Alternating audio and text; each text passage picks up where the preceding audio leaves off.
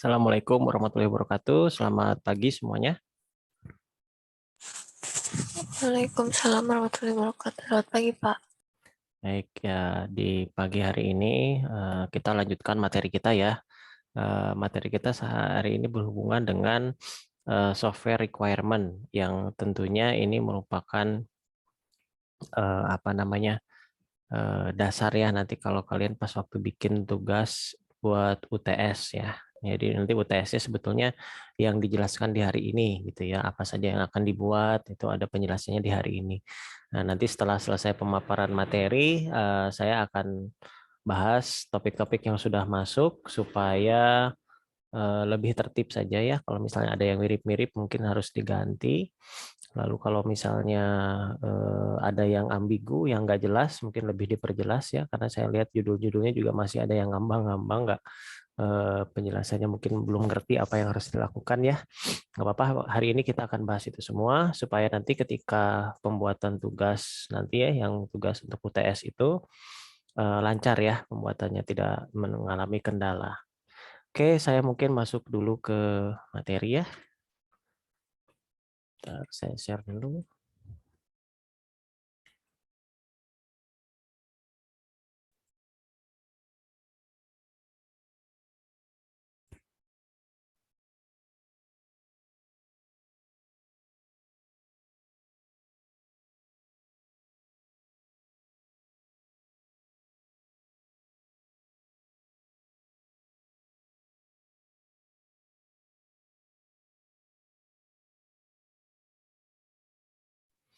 Ya, bahasanya tentang requirement engineering. Apa itu requirement engineering? Ini adalah analisis kebutuhan software ya. Nah, kita lihat dulu, bahas sedikit-sedikit ya. Nah, requirement engineering ini membantu software engineer ya atau programmer atau developer ya, software engineering itu lebih memahami masalah yang akan mereka coba pecahkan menggunakan software. Lalu menghasilkan pemahaman tertulis untuk masalah yang dihadapi oleh pelanggannya. Ya. Jadi dirinci gitu ya. Nah, ini proses software requirement ini berada di tahap communication ya. Kalau misalnya kita kemarin membahas tentang model-model perangkat apa pengembangan perangkat lunak dan juga termasuk ke ininya planningnya. Jadi ada dua tahap di software requirement ini yang dilakukan. Kemudian dimulai dari aktivitas komunikasi dalam rekayasa perencanaan pola lalu dilakukan dengan aktivitas pemodelan ya. Nah, kalau pemodelan ini lebih nanti ke software ininya requirement-nya atau sistem requirement-nya. Nanti kan ada jenis-jenis kebutuhannya atau requirement nanti akan kita bahas. Nah, tipe-tipenya ya. Nah, tipe nanti juga kita akan bahas tipenya. Sekarang mungkin kita akan bahas dulu kebutuhan itu seperti apa. Tadi sudah dijelaskan bahwa memang sebuah requirement engineering itu membantu developer untuk menggambarkan gitu ya apa kebutuhan apa saja yang akan dilakukan dalam pembangunan software tersebut. Nah, requirement atau kebutuhan itu bisa berkisar tentang pernyataan abstrak tingkat tinggi. Pernyataan abstrak tingkat tinggi itu maksudnya kebutuhan secara keseluruhan ya dari service atau layanan atau mungkin kendala-kendala yang bakal dihadapi oleh sistem. Nah, juga di sini akan requirement itu juga menggambarkan tentang kebutuhan secara spesifik ya, kebutuhan fungsional atau non fungsional. Nah, atas dasar bahwa ini adalah semacam catatan-catatan kebutuhan yang diperlukan, maka requirement itu memiliki fungsi ganda, yaitu sebagai dasar pembuatan kontrak ya. Jadi sebagai dasar tawar atau pembuatan kontrak, jadi harus lebih rinci dan terbuka isinya ya, karena bisa dipakai sebagai dasar pembuatan kontrak. Dan dasar itu juga harus meliputi keseluruhan aktivitas pembuatan software itu, baik interaksi antara developer dan si konsumennya gitu ya. Nah, jadi dua pernyataan di bawah ini misalnya sebagai dasar tawar atau menjadi dasar kontrak itu sendiri itu merupakan suatu kebutuhan yang harus dipenuhi ya ketika terjadi kerjasama antara developer dan konsumen. Nah, tipe dari requirement ya. Tipe dari requirement itu ada dua, yaitu user requirement dan system requirement. Nah, kalau user requirement ini adalah pernyataan dalam bahasa natural atau natural language dengan bentuk misalnya keterangan-keterangan atau bisa juga diagram, gambar-gambar ya. Nah, dari sini menggambarkan service sistemnya ya, layanan sistemnya yang diberikan seperti apa, juga menjelaskan tentang kendala kalau misalnya sistem ini terjadi seperti apa gitu. Maksudnya masalah yang mungkin memang tidak bisa dipecahkan oleh software tersebut gitu. Nah, ini dibuat untuk pelanggan. Jadi bahasanya memang benar-benar harus dipahami oleh pelanggan, bukan berupa bahasa teknis. Nah, sementara sistem requirement itu adalah dokumen terstruktur yang ditetapkan ya untuk merinci semua fungsi-fungsi di sistem itu sendiri, bisa servisnya, layanannya ya, servis atau layanan, atau bisa juga kendala operasional yang akan dihadapi oleh si developer. Nah, definisi yang dilakukan ini merupakan bagian dari kontrak dengan klien ya, dan ini sistem requirement ini dipegang oleh software developer ya, pegang oleh software developer karena ini untuk kebutuhan developernya. Sementara kalau user requirement itu dibutuhkan oleh kliennya. Isinya sebetulnya kurang lebih sama, cuman penjelasannya beda ya. Kalau misalnya sistem requirement lebih terperinci dengan kode-kode atau misalnya simbol-simbol ya yang bisa dimengerti. Mungkin kalau misalnya konsumen itu mungkin kan tidak mengerti, contohnya kayak flow map begitu ya, atau misalnya pakai DFD atau UML. Nah, itu tidak akan dimengerti oleh konsumen. Tapi kalau sistem requirement terdiri atas hal tersebut begitu.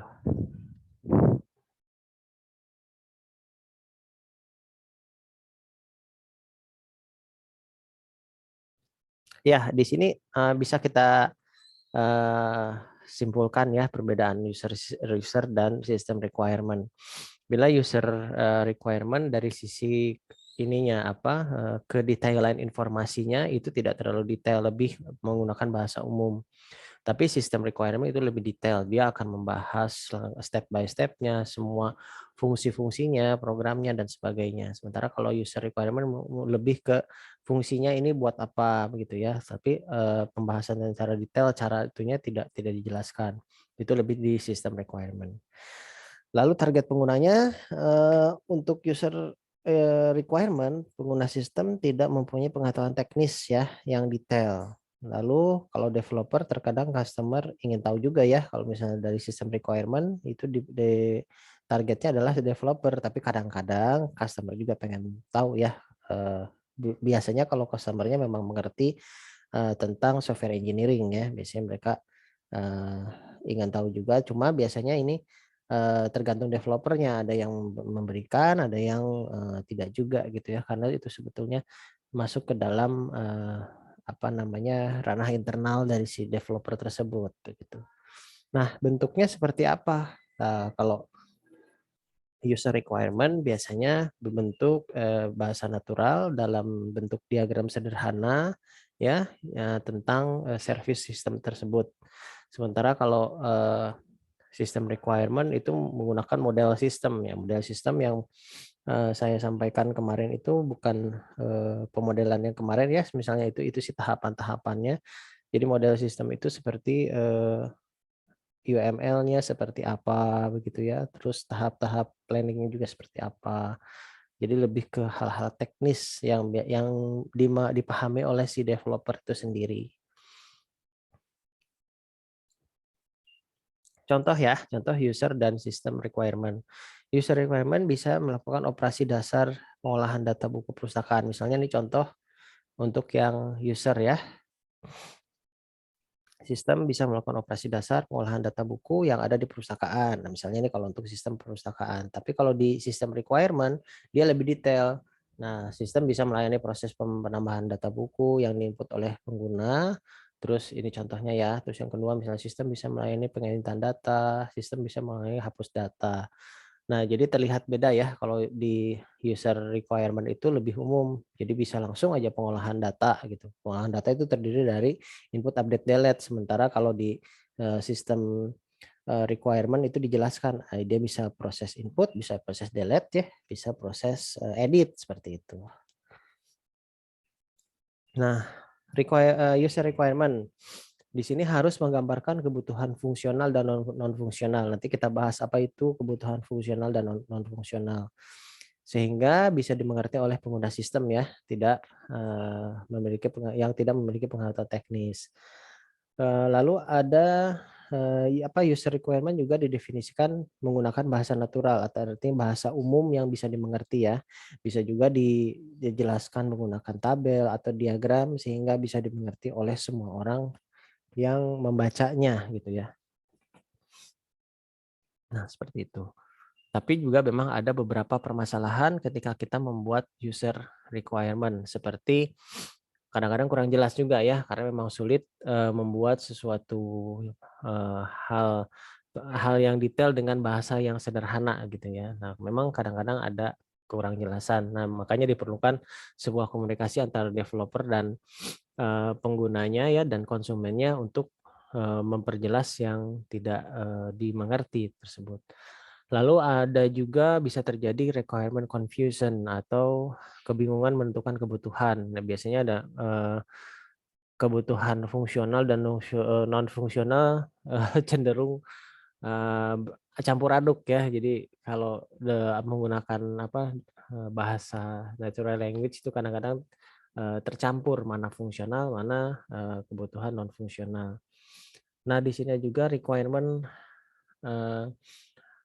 amalgamation atau penggabungan kebutuhan. Jadi beberapa kebutuhan berbeda dinyatakan bersama-sama. Itu juga jadi masalah ketika kita menjelaskan menggunakan bahasa natural, menjelaskan menggunakan deskripsi. Sehingga sebetulnya permasalahan ini tuh bisa dikurangi dengan menggunakan bagan ya, gambar atau tabel-tabel yang menjelaskan apa yang dimaksud gitu, yang dimaksud seperti apa. Nah, kemudian ada sistem requirement ya, spesifikasinya lebih detail tentang fungsi sistemnya, layanan sistemnya, dan kendalanya dari si user requirement itu sendiri. Jadi sistem requirement penjelasan lebih detail dari si user requirement itu. Nah, di sini dimaksudkan untuk menjadi dasar rancangan sistem dan dapat dimasukkan ke dalam sistem kontrak. Lalu persyaratan sistem dapat didefinisikan atau digambarkan menggunakan model sistem. Nah, model sistem itu ya seperti UML ya. UML atau flow map atau DFD itu model sistem namanya. Baik, sampai sini mungkin ada yang ingin bertanya dulu, silahkan. Kalau tidak saya lanjutkan.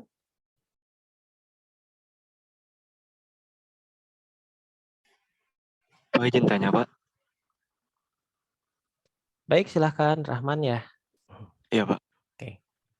Untuk yang tadi Mm-mm. penggabungan kebutuhan itu contohnya kayak gimana Pak? Penggabungan kebutuhan itu memang kekurangan dari user requirement kalau misalnya kita tidak mampu menjelaskan secara detail. Jadi kadang-kadang kalau kita pakai bahasa gitu ya, pakai bahasa yang umum oleh user, itu terjadi gitu penggabungan kebutuhan yang sebetulnya itu tidak boleh terjadi karena bakal jadi membingungkan ya. Jadi itu sebetulnya kayak misalnya kebutuhan akan ya tadi tuh misalnya ya spesifikasi tentang sistemnya kan kalau misalnya pengolahan data. Nah, kalau di apa namanya di sistem requirement kan dijelaskan secara detail pengolahan data itu apa saja, input, update, delete seperti itu. Sementara kalau pakai bahasa natural, bahasa umum yang dipahami itu kita langsung menjelaskan bahwa ini adalah pengolahan data barang misalnya seperti.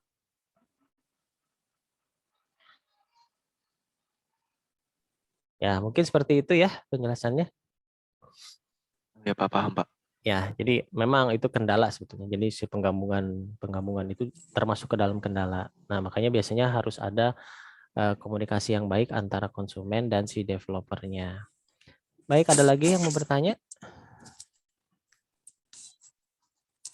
sebelum kita masuk ke kebutuhan fungsional ya. Oke, kalau tidak ada saya lanjutkan ya.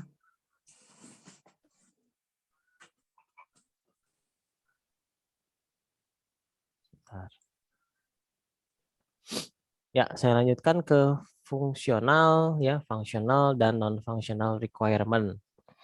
Apa itu fungsional dan non-functional requirement? Ini dibutuhkan untuk kita bisa agar kita bisa menjelaskan software requirement itu sendiri ya. Nah, functional dan requirement itu menyatakan tentang layanan sistem ya atau service system yang harus disediakan. Jadi bagaimana sistem harus bereaksi terhadap input dan bagaimana sistem harus berperilaku terhadap situasi tertentu. Artinya lebih ke softwarenya, lebih ke fungsi-fungsi softwarenya. Makanya disebut functional requirement.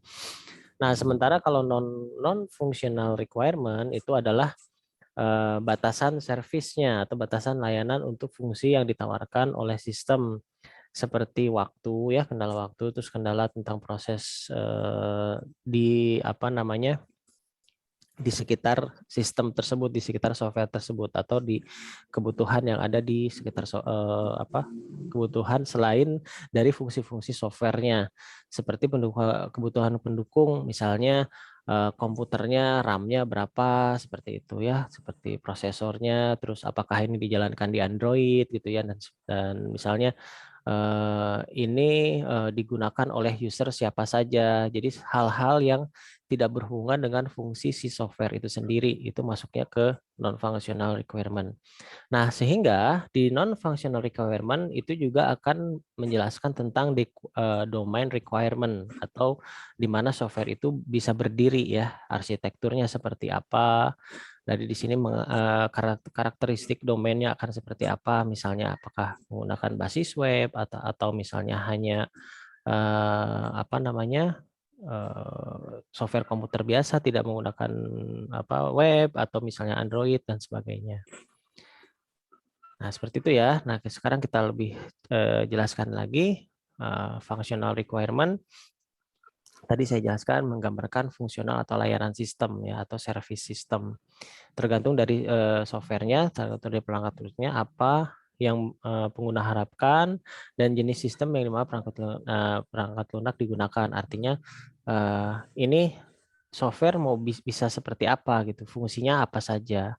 Apakah misalnya bisa mencetak laporan begitu ya, atau laporannya bisa diekspor ke Excel gitu ya, ke PDF. Nah, itu salah satu requirement functional requirement.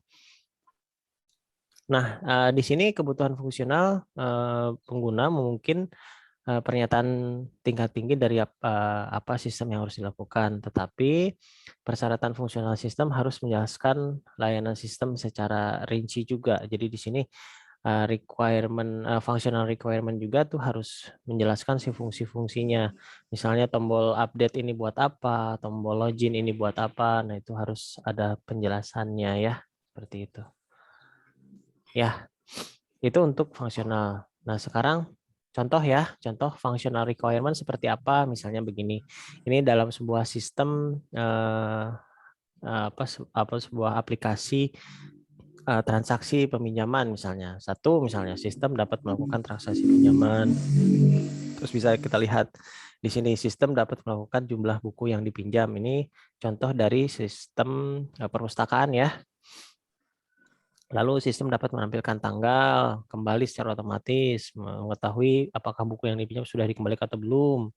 Terus menampilkan cara data peminjam yang paling sering di buku. Nah, itu kan lebih kepada fungsi si softwarenya gitu ya. Nah, contoh lagi misalnya, nah kebutuhan fungsional ini kita bisa bagi-bagi menjadi modul-modul gitu, modul-modul dari software itu sendiri. Tergantung kedetailan apa yang akan kita buat untuk penjelasan si functional requirement. Nah, bila misalnya programnya besar, otomatis ya functional requirement-nya akan lebih besar ya. Tapi kalau misalnya programnya sederhana, mungkin tidak terlalu banyak untuk functional requirement-nya. Ya, ini misalnya jadi kalau ini contoh di sini saya membagi menjadi dua modul. Yang pertama fungsional untuk transaksi peminjaman, terus yang kedua adalah fungsional transaksi pengembalian. Berarti ini ada dua penjelasan tentang tahapan-tahapan yang bisa dilakukan atau servis apa saja yang bisa dilakukan oleh software itu sendiri. Nah ini ya mudah-mudahan bisa dipahami. Nah sekarang contoh non-fungsional. Kalau non-fungsional itu kan sesuatu yang berada di luar sistem itu sendiri, berada di lingkungan sistem itu sendiri, tapi berhubungan. Contoh misalnya tentang product requirement antarmuka SIADIN ya, misalnya sistem informasi. Nah, di sini harus diimplementasikan sebagai HTML sederhana tanpa frame atau Java applet. Nah, ini kan semacam syarat kebutuhan gitu ya dari si softwarenya. Jadi harus menggunakan HTML, tapi tanpa frame Java gitu ya. Nah, bisa aja mungkin menggunakan PHP gitu ya, atau menggunakan database MySQL. Nah, itu semacam kebutuhan non fungsionalnya seperti itu. Lalu bisa juga organisasi requirement ya, organisasi requirement kebutuhan dari organisasi, misalnya bisa juga dijelaskan. Proses pengembangan sistem atau pengiriman dokumen harus mengacu pada proses pengiriman yang didefinisikan dalam dokumen apa gitu ya. Nah ini contoh kalau misalnya si konsumennya sudah memiliki rules, sudah memiliki aturan-aturan, nah itu yang harus diikuti gitu.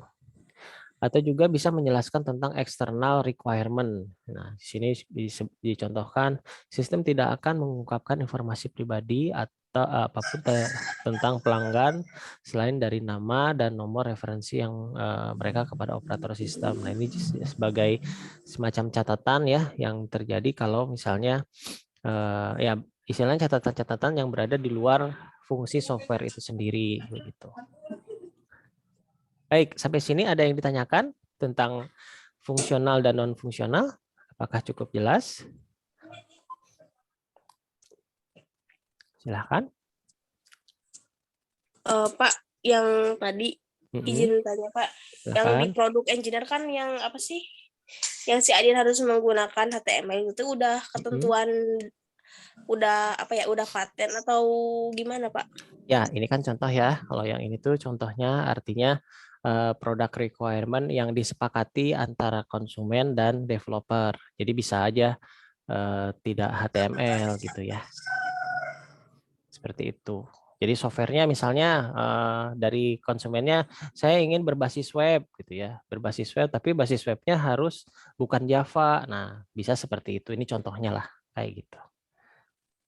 Jadi tergantung kesepakatan. Seperti itu ya.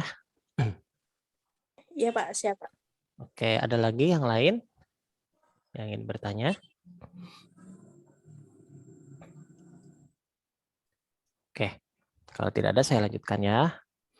Nah di sini requirement measures ya, cara pengukuran ya, cara pengukuran biasanya yang digunakan untuk mendeskripsikan ya, mendeskripsikan kalau misalnya kita menggunakan membuat sebuah non-functional requirement seperti speed ya, ini prosesnya bagaimana ya, proses transaksi berapa. Nah, terus respon waktu refresh layar, refresh rate misalnya kan ada yang 60 MHz yang kayak seperti itu ya. Waktu respon itu juga bisa. Terus size-nya dalam ukuran apa? Megabyte, gigabyte atau terabyte.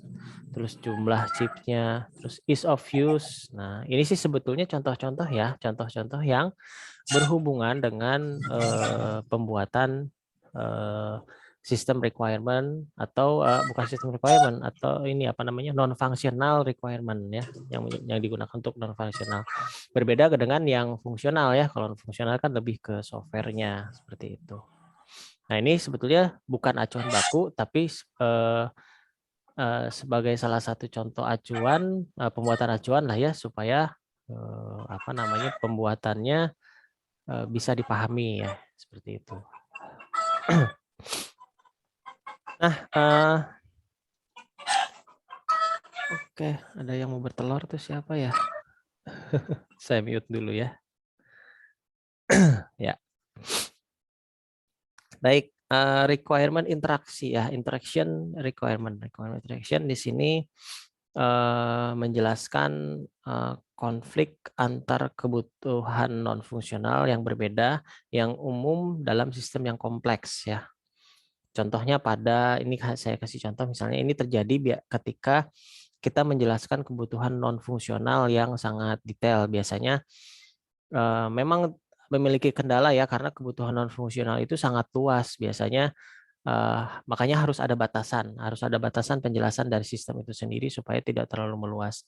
Tapi walaupun dibatasi, kalau memang sistemnya besar, terkadang terjadi konflik antar fungsional dari si yang disebut konflik ini antara apa ya kebutuhannya saling tarik-tarikan gitu ya. Contoh kayak gini nih lah, mungkin penjelasannya lebih enak dengan contoh. Misalnya pada spacecraft system contoh ya, membangun sebuah software untuk spacecraft. Nah, di sini kan ada untuk meminimalkan berat. Nah, jumlah chip yang terpisah dalam sistem harus diminimalkan. Nah, itu kan terjadi konflik juga dengan software yang sedang dibuat. Sementara kan software yang sedang dibuat membutuhkan chip yang banyak. Nah, itu jadi semacam kendala teknis yang memang harus dilakukan solusinya seperti apa. Lalu ada juga untuk meminimalkan konsumsi daya, chip daya yang rendah harus digunakan. Nah, udah chipnya dikurangi, terus chip daya rendah juga harus digunakan. Sementara software yang dibutuhkan pasti harus yang cepat, begitu ya, harus yang kuat. Nah, itu tidak didukung dengan chip yang dengan daya tinggi mungkin jadi masalah juga. Gitu. Terus, nah dengan menggunakan chip daya rendah mungkin berarti bahwa chip lebih banyak digunakan.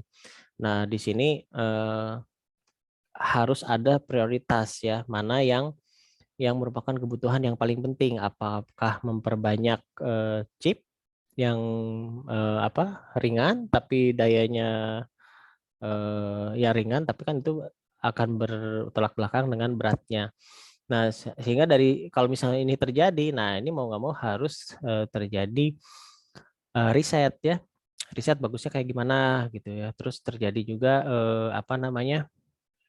ya komunikasi antara si konsumen dan si developer itu sendiri supaya software yang diciptakan dengan kebutuhan non fungsional yang ada itu bisa dilakukan ya. Jadi harus cari jalan tengahnya lah kalau misalnya ada permasalahan gini. Dan memang ini permasalahan yang sering terjadi ketika kebutuhan non fungsionalnya di sistem yang sangat detail ya, yang sangat besar biasanya. Nah, saya bahas sedikit tentang domain requirement, berasal dari domain aplikasi dan menggambarkan karakteristik sistem dan fitur yang mencerminkan domain. Nah, di sini persyaratan domain menjadi lebih persyaratan fungsional baru, ya lebih ke tengah-tengah ya sebetulnya, karena dia berhubungan dengan berhubungan dengan proses komputasi si sistem itu sendiri.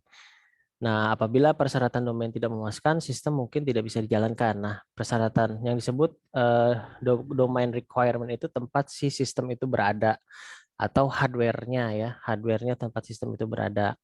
Walaupun di sini bukan masuk ke dalam kebutuhan fungsional, tapi sangat bergantung pada domain requirement ini. Contohnya, komputer yang digunakan itu harus misalnya Core i7, alasannya kenapa? Atau minimal requirement-nya seperti apa? Nah, karena ini berhubungan dengan pemrosesan si sistem tersebut. Memori yang digunakan harus seperti apa? Lalu, apakah berbasis web atau tidak? Atau misalnya,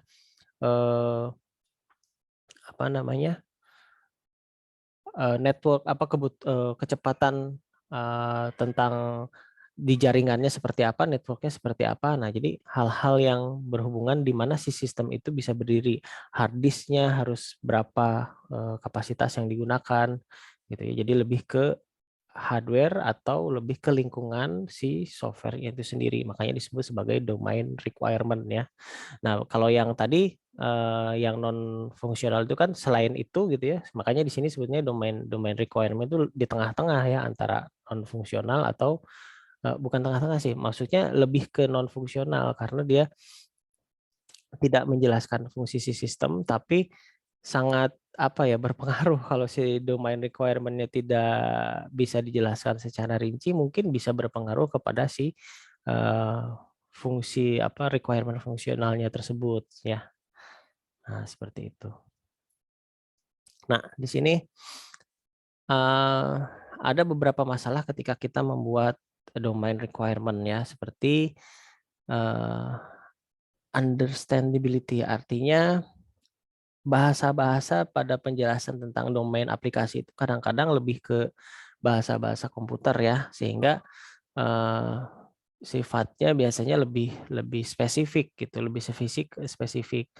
Dan di sini apa namanya? Ada beberapa misalnya kalau misalnya domainnya baru begitu ya, domainnya baru dan baru di apa namanya? Baru di istilahnya dikembangkan ya, kadang-kadang juga si engineer-nya juga mengalami kesulitan untuk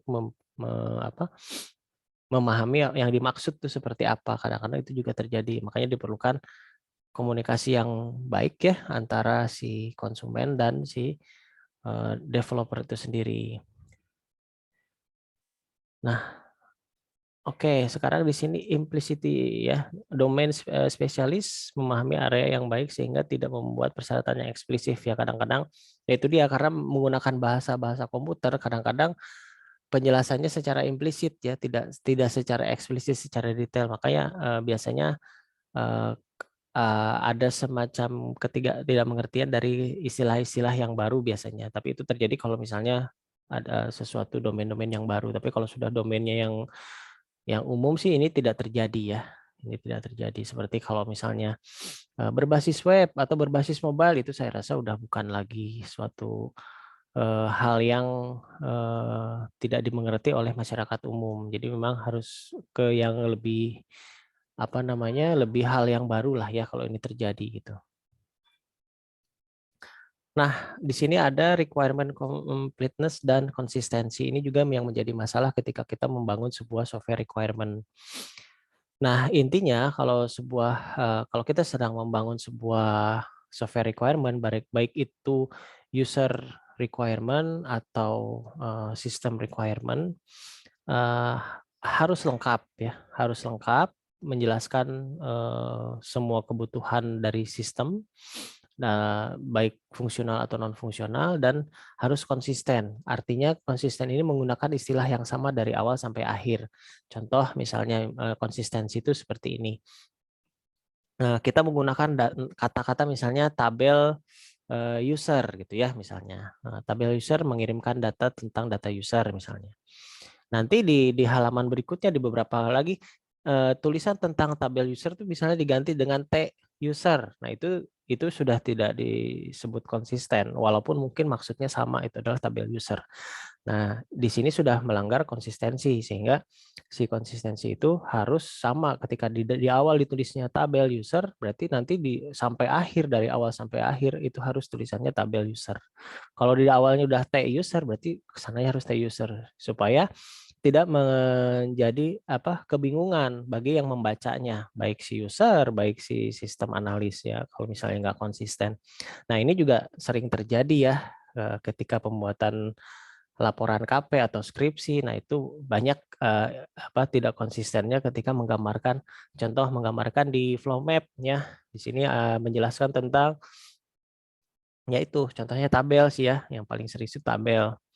Di sini disebutkan database aja, ada tulisan database, sementara di dalamnya di halaman selanjutnya itu dijelaskan ini adalah database purpose. Nah, ngerti maksudnya, tapi dari situ sudah tidak konsisten, bagi orang awam itu menjadi masalah ya. Seperti itu. Nah, walaupun di sini ada kata pada prakteknya mustahil menghasilkan dokumen lengkap dengan persyaratan konsisten, ya memang kalau dilihat dari dokumennya dulu, kalau dokumennya sangat rumit, memang pasti adalah inkonsistensi, itu ada 1-2, tapi kita meminimalisir hal tersebut supaya tidak terjadi pengertian yang ambigu ya, seperti itu.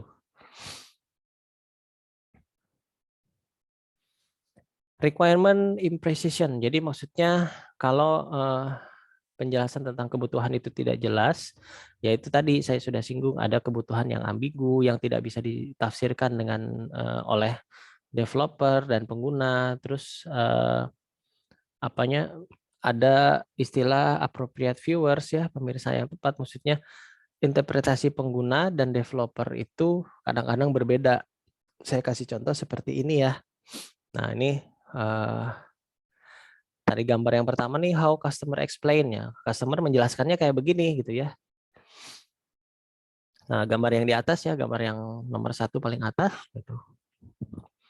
Nah, dia menjelaskan how customer explain it. Lalu direspon oleh si project leadernya. Mungkin, nah ini terjadi apabila penjelasan tentang apa namanya, ya apabila penjelasannya nggak jelas gitu, software requirement tidak jelas. Nah, si project leadernya menerjemahkan apa yang dikatakan oleh customer seperti ini. Terus oleh sistem analis beda lagi penjelasannya. Bahkan ketika sampai ke programmer makin aneh gitu ya, bentuknya mau seperti apa kalau memang sistem requirement-nya nggak jelas. Lalu oleh seorang bisnis konsultan itu digambarkan secara hebat gitu, secara hebat, gambarnya seperti ada sofa kayak gitu ya. Ini biasa nih, bisnis konsultan pasti menggambarkannya suatu hal yang baik, padahal bukan itu. Nah, yang terjadi apa? How the project was documented, ya dokumentasinya nggak ada. Terus apa operasinya juga nggak jelas.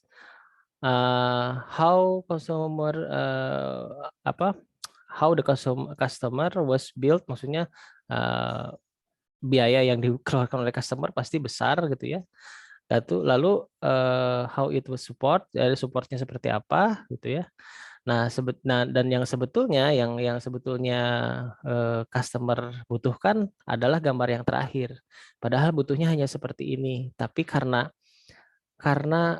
penjelasan tentang software requirement atau user requirement yang tidak baik, interpretasinya macam-macam. Itu yang tadi disebut sebagai ini ya, interpretasi pengguna dan interpretasi pengembang itu berbeda. Ini terjadi kalau software requirement-nya tidak baik, tidak bisa dijelaskan dengan baik. Nah, sehingga hati-hati ketika awal pembuatan software requirement itu sangat penting untuk kelangsungan si project itu sendiri. Oke, sampai sini ada yang mau ditanyakan? Silahkan.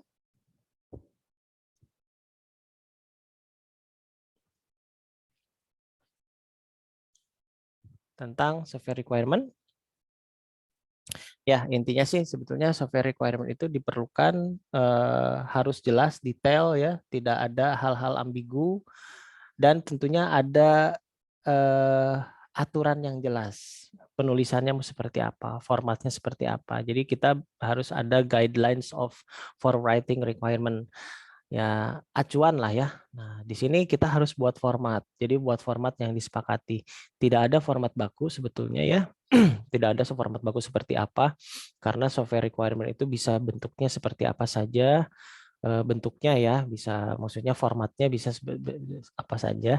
Yang penting isinya adalah menjelaskan tentang kebutuhan fungsional software dan non fungsional. Tapi di sini ada beberapa acuan lah yang mungkin bisa kita perhatikan ya.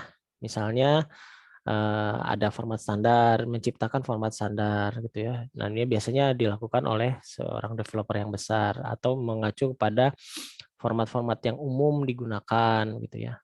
Terus menggunakan bahasa dan cara yang konsisten, yang tadi saya bilang konsistensi ya, gunakan wajib untuk persyaratan yang wajib, gunakan harus untuk kebutuhan yang diinginkan, misalnya kata-katanya ya seperti itu. Terus gunakan penyorotan teks untuk mengidentifikasi bagian yang penting ya, misalnya bisa di bold ya seperti itu. Lalu hindari penggunaan jargon komputer atau istilah-istilah komputer yang baru ya, yang mungkin membingungkan si customer-nya, kecuali memang ada penjelasan yang detail bahwa jargon tersebut artinya apa gitu. Nah, seperti yang tadi dijelaskan, apabila software requirement tidak jelas, ada beberapa permasalahan sih kalau misalnya kita menjelaskan atau kita membuat sebuah user requirement, karena kan user requirement itu menggunakan natural language ya, bahasa-bahasa umum gitu ya. Nah, di sini yang bahasa-bahasa umum kadang-kadang mengundang ambigu, sesuatu hal yang ambigu. Jadi pernyataan yang arti katanya jadi dua atau tidak jelas lah seperti itu.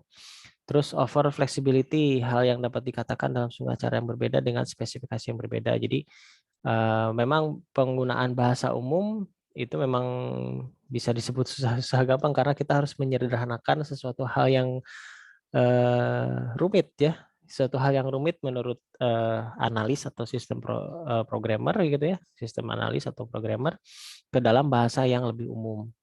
Nah, sehingga dari masalah menggunakan bahasa umum itu ada mungkin bisa kita kita apa maksudnya kita reduksi dengan menggunakan bahasa yang terstruktur, menggunakan grafik ya, graphical notation, menggunakan gambar, menggunakan tabel ya seperti itu untuk lebih menjelaskan bahasa-bahasa umum.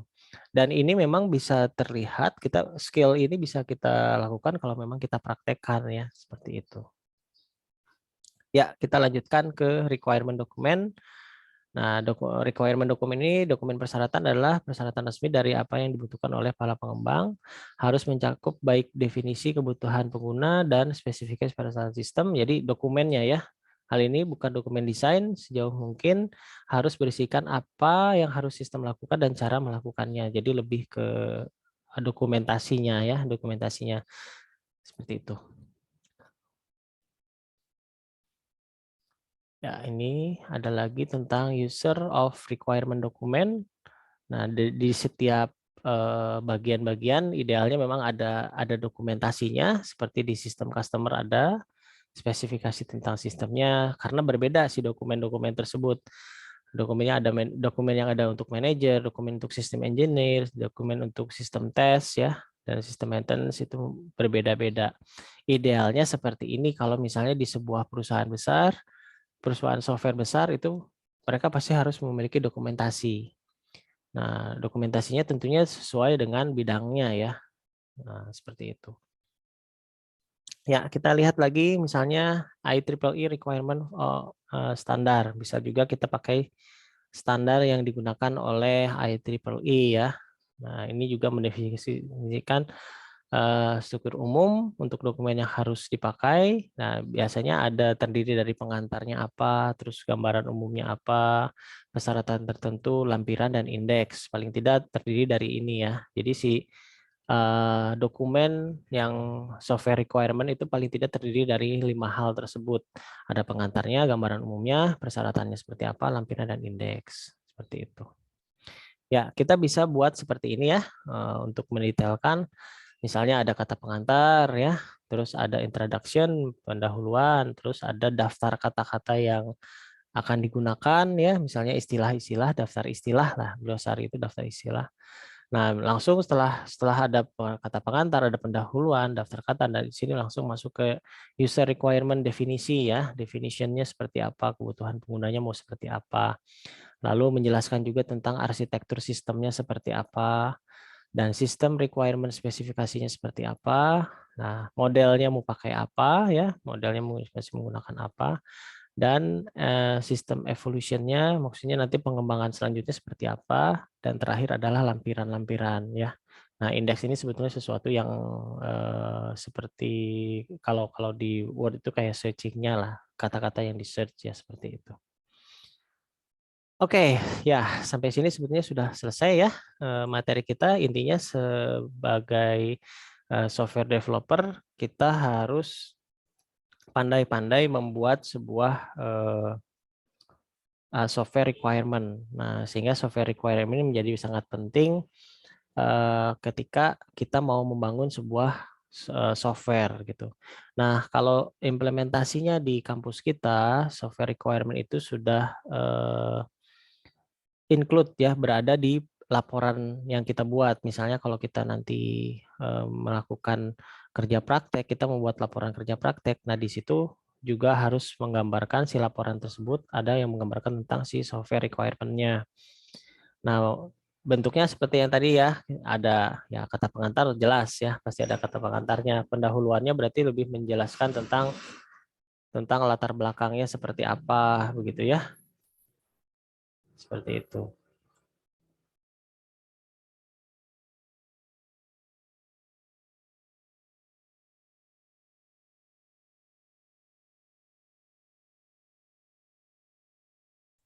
Baik, sampai sini ada yang mau ditanyakan? Silahkan. Bapak izin bertanya.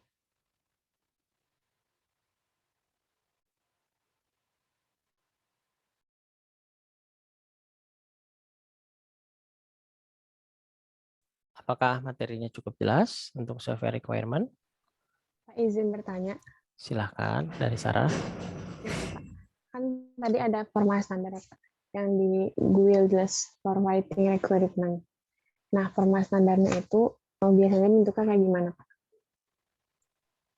Permasalahan tentang apa? Clarity Ya, ya, ini. kejelasan ya. Ya. Clarity itu kejelasan kalau kita menggunakan bahasa umum gitu, natural language.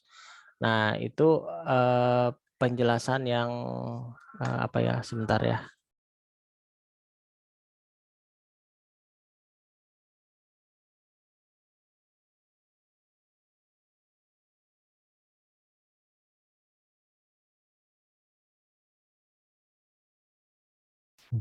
Oke, sebentar barusan ada yang lewat iklan, jadi saya mute dulu. Ya, clarity of system sebetulnya, clarity dari natural language ya, jadi kayak bahasa umum gitu. Nah, seperti bahasa umum itu kan akan, kalau misalnya kita tidak pandai merangkai kata lah ya, merangkai kata. Nah, terkadang bahasa tersebut menimbulkan ketidakjelasan gitu, ketidakjelasan dari sisi konsumennya. Nah, berarti cara menangani clarity tersebut, ketidakjelasan tersebut, kita bisa menggunakan gambar, bisa bagan ya, yang menjelaskan kata-kata yang mau kita tampilkan seperti apa. Karena kadang-kadang dengan gambar itu bisa lebih jelas ya, dengan bagan itu bisa lebih jelas dengan kata-kata dibandingkan hanya dengan kata-kata saja seperti itu. Nah, itu juga bisa meminimalisir ambiguitasnya. Jadi kalau misalnya menggunakan bahasa umum, kadang-kadang kan penjelasannya ambigu gitu, yang nggak jelas ini maksudnya apa interpretasinya bisa bisa lebih dari satu gitu loh. Nah, untuk mengatasi hal tersebut, kita bisa menggunakan bagan atau gambar ya untuk menjelaskan kata-kata yang kita buat. Seperti itu ya penjelasannya. Ya, Pak. Berarti kalau format standar itu nggak harus dipakai sama developer besar ya, Pak? Developer kecil juga bisa pakai. Ya, sebetulnya tidak harus software besar, bisa dilakukan. Yang penting yang kita buat gitu ya, si software requirement yang kita buat itu bisa dipahami oleh si pembacanya. Seperti itu. Oke. Baik, Pak. Terima kasih, Pak. Ya, sama-sama. Ada lagi yang mau bertanya?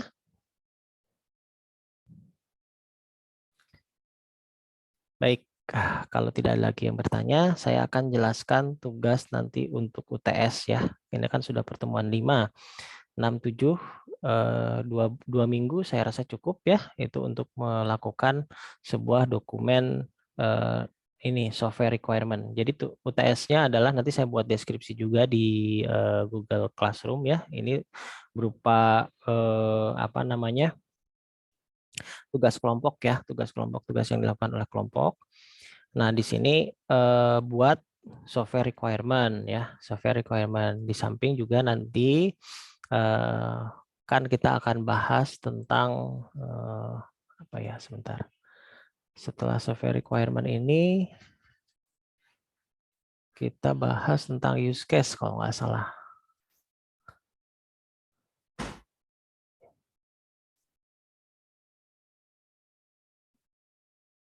Iya, kita akan bahas tentang use case sebentar ya, karena biar sekalian.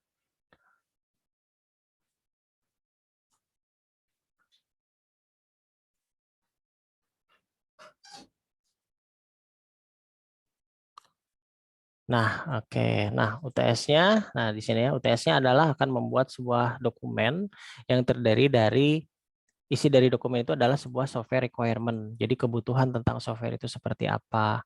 Lalu dilanjutkan juga dengan use case-nya. Ya, use case-nya nanti seperti apa. Dan ya itu saja sih use case dan software requirement-nya ya. Nanti juga masuknya ke sana. Nah, supaya pas waktu ketika kerja praktek, membuat laporan kerja praktek atau skripsi, kita sudah ada latihan seperti itu. Nah, makanya kenapa sekarang mulai saya umumkan tentang kelompok, karena dan sudah mulai pembuatan dari si bahan-bahannya ya, bahan-bahannya sudah mulai dipelajari seperti software requirement. Nah, software requirement itu nanti ya terdiri biasa seperti kata pengantar gitu ya. Terus pendahuluan itu menjelaskan tentang latar belakangnya ya, latar belakang permasalahannya seperti apa. Terus nanti menjelaskan juga tentang rumusan masalahnya mau seperti apa. Jadi mungkin lebih mirip ke laporan KP ya, tapi tidak tapi lebih ke penjelasan tentang requirement software-nya. Lalu setelah membahas tentang rumusan masalah yang akan dibuatnya kan, lalu dijelaskan juga batasan-batasannya, batasan-batasan sistemnya seperti apa. Nah, nanti dijelaskan juga tentang kebutuhan fungsionalnya seperti apa, non fungsionalnya seperti apa dari si pembangunan software tersebut. Nah, ini juga kalau nanti di skripsi atau di kerja praktek, kebutuhan fungsional dan non fungsional ini nanti ada di bab 3 sebetulnya, tapi kita bikin dalam satu bab saja ya, dalam satu bab, dan tidak harus ada. Kalau di kerja praktek atau skripsi itu kan ada ini ya, tinjauan pustaka ya. Nah, itu kita tidak buat itu. Jadi langsung saja ke softwarenya dibutuhkan oleh siapa, pokoknya sesuatu yang fungsi-fungsi dari si softwarenya dijelaskan ya, maunya seperti apa. Nanti setelah software requirement selesai, baru masuk ke langkah selanjutnya atau bab selanjutnya, yaitu menjelaskan tentang use case. Nah, ini dibuatnya dalam satu dokumen ya. Nanti use case itu tentang minggu depan ya, kita mulai membahas tentang use case, cara pembuatannya seperti apa. Nah, jelaskan tentang use case-nya dan keterangan use case-nya, yaitu berupa skenario diagram ya. Nanti kita lihat, kita bahas minggu depan ya, supaya lebih paham. Nah, nanti dikumpulkannya ketika jadwal UTS. Jadwal UTS ya dibuat sebuah dokumen ya, bisa menggunakan PDF gitu ya, hasil dokumennya bisa ya diketik terus menggunakan PDF. Nah, ini kan berkelompok ya, jadi nanti tinggal bagi ini aja, bagi tugas aja gitu. Kemudian selain tugas kelompok ini, nanti juga minggu depan untuk melatih ada latihan tentang pembuatan use case-nya seperti apa, seperti itu. Oke, sampai sini apa cukup jelas untuk tugas nanti UTS? Jadi itu UTS-nya adalah take home ya. Seperti itu.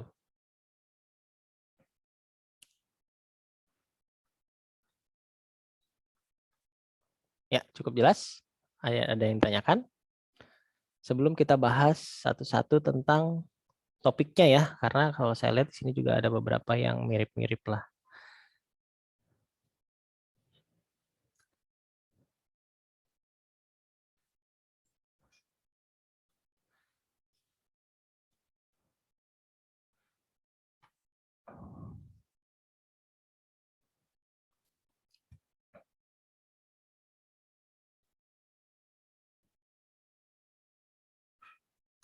Baik, kalau tidak ada yang mau bertanya, mudah-mudahan jelas. Tapi nanti juga saya kasih kesempatan juga kalau ada yang belum jelas, silahkan tanyakan. Saya akan bahas tugas yang kemarin setelah masuk ya. Tugas kemarin yang sudah masuk, yang isinya tentang kelompok dan topik-topiknya ya. Kelompok dan topik-topiknya. Oke, coba saya share screen dulu. Ya, di sini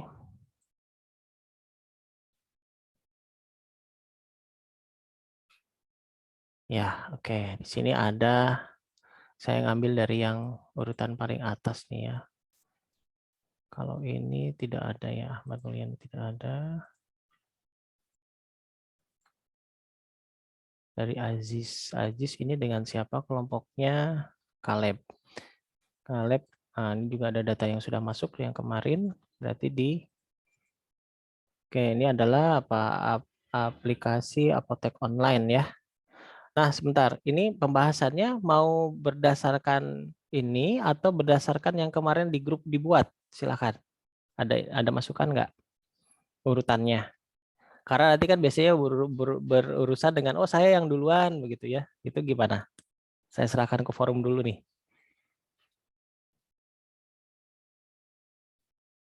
Halo? Maksudnya yang Eh, duluan itu gimana, Pak?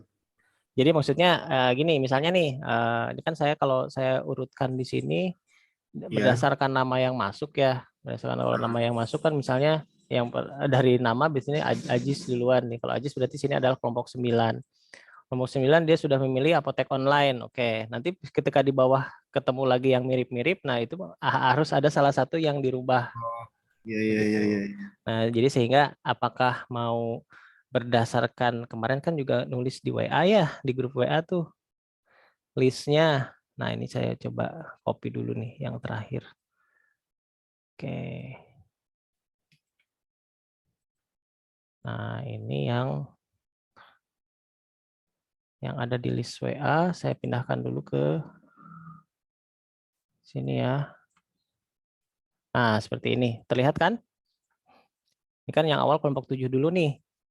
Sistem kursus online. Pak. Ya, mau berdasarkan ini? Urutannya. Urutan pembahasannya maksudnya. Oke? Kayaknya kalau dari saya sih Pak yang dari notepad aja. Dari sini aja ya. Oke, berarti ya ini yang sesuai yang di grup ya. Oke, sekarang kita bahas dulu dari Rahman dan II ya, dari kelompok 7. Kelompok 7 itu saya lihat di sini judulnya tentang sistem kursus online. Nah, ini harus detail ya. Kursus online-nya apa gitu. Ya, Rahman sama II ini online bisa dijelaskan kira-kira kursus online-nya mau apa? Learning Pak kayak ruang guru gitu. Enggak, maksudnya kursus online-nya tuh harus spesifik gitu. Yang dipelajari apa? Karena nanti berhubungan dengan database. Gitu. Berhubungan dengan kelas diagram nanti itu. Kelas diagram nanti pas UAS ya.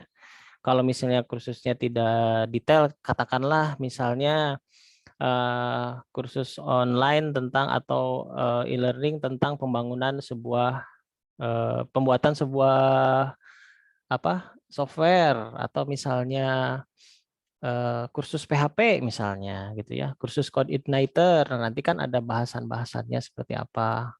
Nah, Langsung ke atau mau yang lain gitu supaya lebih spesifik gitu.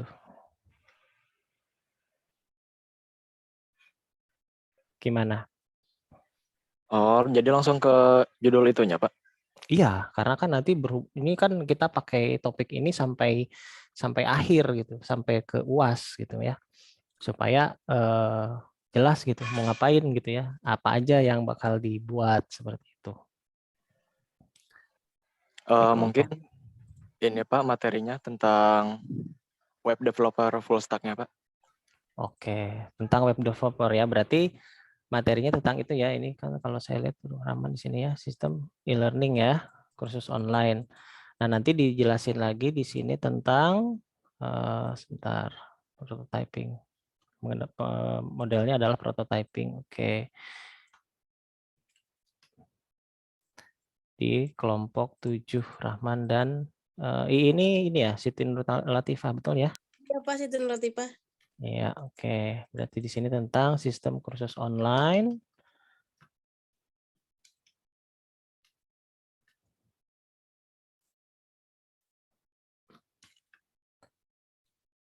Tadi tentang apa nih? Full stack. Iya, web developer full stack.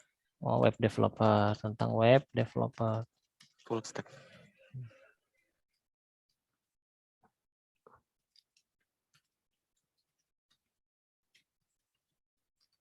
Nah, oke. Jadi bisa kebayang ya apa aja kan berarti kan di sini nanti bakal ada kebutuhan dari si ininya requirement-nya kayak usernya mau seperti apa, terus dan lain sebagainya ya, yang bisa dilihat. Jadi sudah langsung mengacu ke sana. Oke, untuk kelompok 7 sudah tadi di sini Rahman dan Siti apa sudah masuk juga di sini? Oke ya, sama ya, sistem kursus online. Oke, sudah masuk.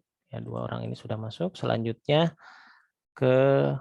nah Azrin dan Raina. Di sini sistem e-commerce. Nah, sistem e-commerce ini sangat umum ya.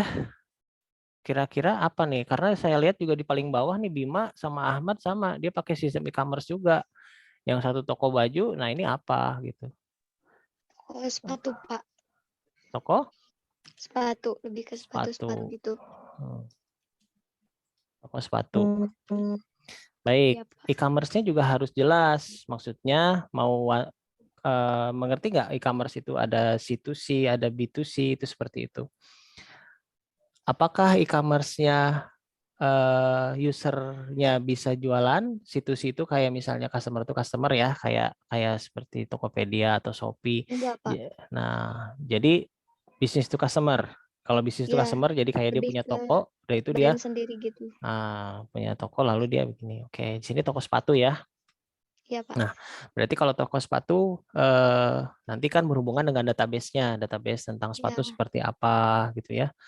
Terus Iya, prosesnya mau sampai apa nih? Jadi kalau disebut sebagai e-commerce itu hati-hati juga nih, e-commerce ini lumayan ya agak rumit nih. Rumitnya di ada batasan-batasannya. Jadi nanti harus jelas batasannya. Seperti Iya, Pak. kan ada proses shippingnya ya, pengiriman, kan namanya e-commerce ya, pengiriman, Iya. terus proses pembayaran seperti apa. Nanti dijelaskan ya di software requirement-nya. Oke. Baik, Iya, berarti Pak. ini adalah toko sepatu, di sini web developer ya. Yang kalau yang pertama tadi.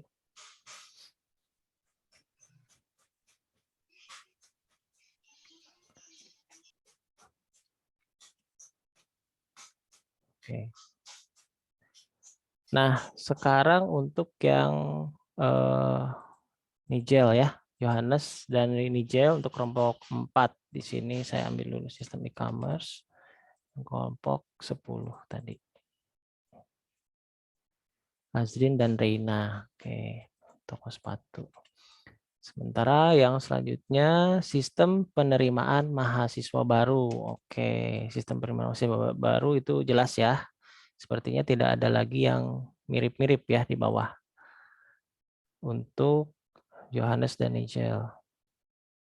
Di kelompok 4. Oke, kelompok 4. Sistem penerimaan mahasiswa baru. Ini jelas ya, sepertinya tidak ada yang mirip-mirip karena ini berhubungan dengan pendaftaran mahasiswanya, terus proses ujiannya seperti apa ya. Lalu ada kriteria kelulusan, proses pengumuman seperti itu ya mungkin ya untuk Johannes dan Nigel bisa dimengerti? Betul Pak, betul. Baik Pak. Ya, Betul. seperti itu ya. Jadi lebih ke sana. Oke, fix ya untuk penerimaan mahasiswa baru. Sekarang selanjutnya yang sistem informasi rumah sakit bagi Fani dan Dewi. Nah, ini hati-hati nih ya. Fani dan Dewi kelompok berapa nih? Kelompok 5, sistem informasi rumah sakit. Ini sangat luas ya. Sistem informasi rumah sakit ini sangat luas. Jadi sebaiknya disederhanakan karena sistem informasi rumah sakit itu ada yang menangani masalah pasien rawat inap ya, pasien rawat jalan. Ini bakal sangat-sangat besar ya sistemnya gitu. Kalau menurut saya sebaiknya diambil salah satu modulnya. Misalnya mau menangani apa nih, masalah rawat inap saja atau rawat jalan saja atau seperti apa, atau misalnya dari sistem informasi rumah sakit ini juga termasuk ke dalam apa namanya tuh stok obat ya di apotek itu juga masuk gitu karena masuk ke dalam lingkungan rumah sakit. Nah, silahkan untuk Dewi sama Fani kira-kira yang mau dibahas seperti apa, karena kalau judulnya sistem informasi rumah sakit sangat luas sekali gitu. Nanti takutnya kalian nggak ke cover gitu ya. Kira-kira mau dibahas apa? Lebih ke rawat inap sih Pak. Rawat inap ya. Oke, kalau rawat inap kan berarti nanti hubungannya yang dicatat dengan ruangan ya. Ruangan-ruangannya ya kan, terus kelas-kelasnya begitu kan? Iya. Nah, ruangnya, kelasnya kelas 1, kelas 2 seperti itu. Terus dokter ya, dokter yang menanganinya, dokter spesialisnya, seperti itu kan ya? Iya, Pak. Oke, berarti saya tulis di sini khusus untuk rawat inap saja. Jadi nanti tidak akan membahas tentang rawat jalannya, ya. Kayak tentang rawat inap ya. Nah, rawat inap juga nanti berpengaruh kepada data pasien ya. Data pasiennya seperti apa, penyakitnya, historinya, dan sebagainya. Seperti itu kan? Iya, Pak. Pernah dirawat berapa kali di sana, dan sebagainya. Oke. Ya, bisa ya. Berarti ke rawat inap fokusnya. Terus selanjutnya ke, nah ini Dinda dan Ucup. Ini sistem informasi akademik juga luas ya. Maksudnya sistem informasi akademik apa? Apakah universitas, perguruan tinggi universitas atau SMP, SMA atau SD? Nah, ini harus jelas nih, mau yang sistem informasi akademik yang mana? Untuk apa ya? Kelompok 11 berarti Dinda dan Ucup. Kelompok 11. Yusuf ya. Yusuf dan Dinda gimana? Bisa online? Iya, Pak. Mm-mm. Paling lebih ke sekolah, Pak. Sekolah apa nih? Sekolah dasar, SMA, atau apa? Sekolah dasar kan. Sekolah dasar. Oke, sistem informasi akademik sekolah dasar. Sangat sederhana nih. Kelihatannya sederhana, kalau enggak, padahal rumit sebetulnya. Nah, sekolah dasar ya. Oke, kalau sekolah dasar, sistem informasi akademik ya. Berarti nanti membahas tentang ada tabel gurunya, ada tabel kelas-kelasnya kan ya, kelas 1 sampai kelas 6 begitu kan ya. Terus apa namanya? Tentang penjadwalan nih, penjadwalan apa namanya? Ya, sistem penjadwalannya kalau SD sepertinya lebih fix ya dibandingkan kalau untuk perkuliahan kayaknya agak repot kalau untuk perguruan tinggi. Lebih rumit kalau untuk perguruan tinggi, tapi kalau untuk SD mungkin lebih lebih sederhana. Tapi hati-hati juga sekiranya apa namanya? Menyulitkan buat batasan-batasan masalah yang bisa memperjelas software requirement-nya ya. Hati-hati ya. Oke, fix ya untuk sekolah dasar berarti ya, sistem informasi akademik untuk sekolah dasar. Untuk kelompok 11. Sekarang, oke, sistem informasi layanan darurat terpadu untuk Sergio dan Rizko. Nah, ini saya belum jelas maksudnya buat apa nih untuk kelompok 2. Bisa dijelaskan tentang kelompok 2 dari Rizko atau Sergio? Silahkan. Ini maksudnya apa?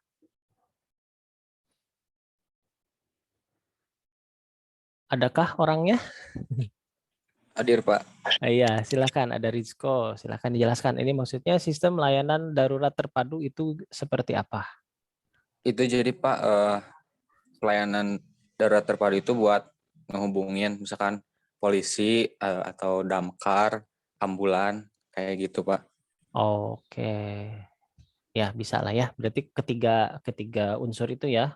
Unsur-unsur ada polisi, terus ambulans, Sama pemadam damkar. kebakaran, sama apalagi satu lagi SAR mungkin ya. Iya. Tim SAR ya. Nah, mungkin 4 ya, 4 itulah yang dibahas. Berarti ada saya kasih catatan di sini misalnya untuk polisi ya.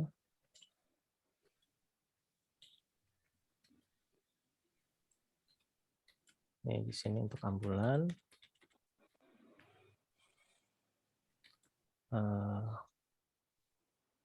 Pemadam kebakaran ya. Damkar. Dan SARS. Tim SAR.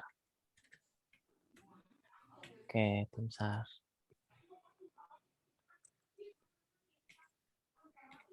Nah, nanti dijelaskan juga ya apakah ini berbasis web atau Android ya. Karena memang kalau layanan darurat ini lebih cocoknya ke mobile. Benar nggak? Iya Pak. Lebih ke mobile ya, lebih ke mobile application biasanya. Karena sifatnya darurat. Kalau misalnya sistemnya harus buka komputer dulu, kayaknya bukan darurat namanya ya. Itu udah repot kalau misalnya harus buka laptop dulu. Berarti masuknya lebih ke Android ya di sini. Ditetapkan saja ya. Berarti di sini aplikasi mobile aja ya. Iya Pak. Kan ini yang kita buat requirement ya, bukan programnya. application mobile.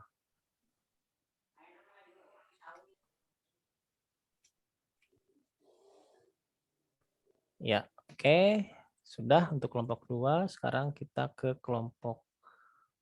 Nah, ini sistem apotik online. Ini seperti apa nih?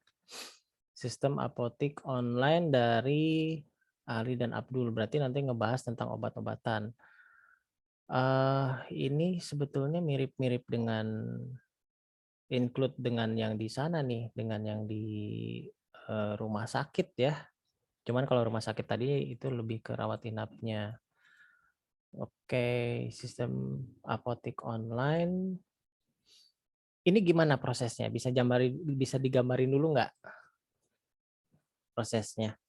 Kan namanya apotik harus nerima resep ya. Untuk siapa nih? Mungkin Ale dan ini sih Abdul. Pak, untuk aplikasi apotek online sendiri itu, jadi kita lebih ke obat-obatannya gitu Pak. Betul, apotek pasti jualan obat ya, bukan jualan semen. Maksudnya sistemnya bagaimana? Apakah dia kan harus ngasih resep ya, hati-hati gitu kan, resep dari dokter mau kayak gimana, sistemnya mau seperti apa. Nah, apakah mau mobile atau mau web base? Nah, maksud saya ke sana gitu. Paling di mobile sih Pak. Mobile. Lalu untuk ngirim resepnya gimana? Kalau ada resep dari dokter, apakah dia menerima resep atau tidak? Atau hanya beli, apa bedanya dengan toko obat gitu loh? Kalau toko obat beda dengan apotik ya. Kalau apotik kan memiliki izin resmi mengeluarkan obat-obatan secara obat-obatan yang dari dokter. Kalau toko obat kan lebih ke umum gitu ya, obat-obatan umum begitu. Nah, ini seperti apa? Ngasih resepnya. Ya pertama kan dari dokter itu kan dikasih resep gitu Pak. Nanti si pasien ini ngasih resep tersebut gitu ke contoh misalkan di web atau di mobile gitu. Nah itu tinggal kirimkan aja ke yang sudah disediakan lah nanti di situ. Jadi kita tinggal prosesnya aja gitu Pak. Kita yang mengantarkan juga gitu. Proses mengantarkannya. Iya. Resep ini kan harus berupa fisik ya, diterima oleh apotik, benar nggak? Betul. Nah, itu kan jadi harus ada proses pengiriman dulu dong. Betul Pak. Nah, pengiriman dulu ya, berarti nanti di sistem requirement-nya harus dicatat. Apakah ada hubungan secara langsung nggak? Maksudnya kan kalau di sini apotek online itu bisa saja parsial ya, bisa saja si resepnya itu diberikan secara manual dengan cara mendatangi si apoteknya, lalu dia bisa menggunakan aplikasi tersebut untuk memantau. Jadi dia harus nunggu gitu. Kalau misalnya obatnya racikan kan lama tuh, bisa dibawa pulang. Maksudnya dia langsung pulang dulu. Yang penting resepnya harus masuk dulu secara fisik. Nah, baru dikerjakan. Nanti udah selesai baru dikirim. Mungkin seperti itu kali ya. Ya jadi nunggu dulu gitu Pak. Iya, karena kan nggak mungkin kalau misalnya harus misalnya apoteknya ada di Jakarta, kita ada di Purwakarta, ya bisa saja sih. Misalnya ini nggak ada nih di sini gitu, di apotek sekitar sini nggak ada, bisa saja mengakses apotek yang lain di luar kota gitu ya, asal si resepnya dikirim. Berarti harus ada 2 fitur kalau menurut saya. Ada fitur yang harus dikirim apabila dia berada di luar kota, dengan catatan memang harus ada previewnya dulu. Nih obat ini ada atau tidak, begitu kan? Kalau ada silahkan dikirim, begitu kan? Ada konfirmasi kalau misalnya dia dikirim prosesnya. Tapi kalau ada yang datang langsung kan langsung tuh informasinya. Berarti harus ada 2 cabang. Ada 2 cabang cara pemberian resepnya ya. Begitu kan ya? Ya Pak. Nah, oke. Ya, kalau sudah paham arahnya kemana, ya nanti prosesnya biasalah, pemilihan obatnya udah itu nanti bisa dikirim langsung oleh si apoteknya ya. Oke, Terus bisa. gini sih Pak. Gimana? Kalau misalkan ini cangkupannya terlalu besar, mungkin nanti kita bikinnya yang cakupannya satu daerah terlebih dahulu gitu, Pak. Kalau satu daerah ya nggak harus pakai itu dong. Kalau satu daerah terlalu simpel kalau menurut saya, jadi hampir mirip dengan toko sepatu jadinya. Ya nggak? Mirip dengan toko sepatu, bedanya kan cuman harus datang gitu, terus nanti hasilnya sama. Jadi ciri khas yang dari si apotek online itu ya salah satunya bisa lebih dari beberapa daerah ketika si obat tersebut tidak ada, karena itu jadi satu permasalahan. Benar nggak? Oh, betul, Pak. Jadi Iya, satu iya. permasalahan. Jadi kan misalnya, soalnya sering gitu ya, ini nyari obat ini tapi udah muter-muter di apotek Purwakarta nggak ada gitu. Otomatis kan dia nyoba, nah ada aplikasi online nih gitu kan ya. Nyoba nih apotek di Bandung gitu. Dia menyediakan apotek online. Nah, itu bisa memungkinkan ke sana. Maksudnya ke sana. Prosesnya sama aja, hanya beda di depan aja. Beda di depan, yang satu pakai bisa dikirim dulu, sementara yang satu lagi bisa datang ke lokasi. Gitu ya. Saya rasa itu Ya, Pak. nggak akan terlalu luas ya. Jadi lebih proses ke bawahnya sama aja kan, ketika pilih barang, pilih obatnya, lalu nge-packagingnya ya, terus lalu dikirim gitu ya. Oke, bisa ya? Ya, sistem apotek online. Ini saya masukkan di kelompok berapa ini? Kelompok 9. Sebentar.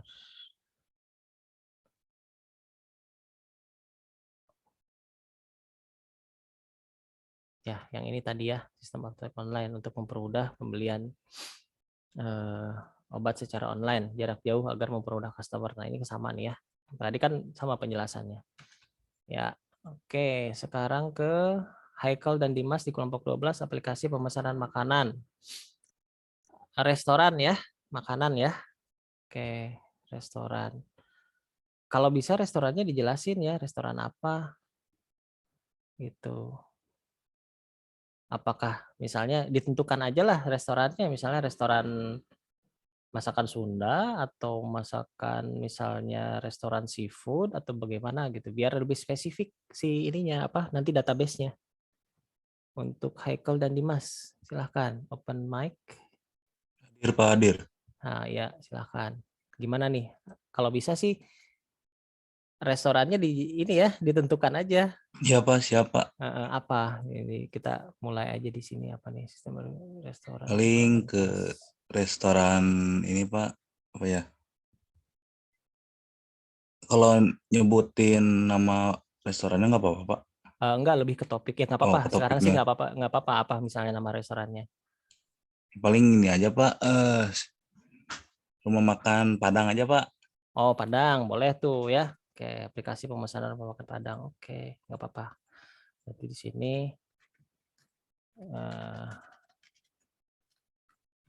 sip.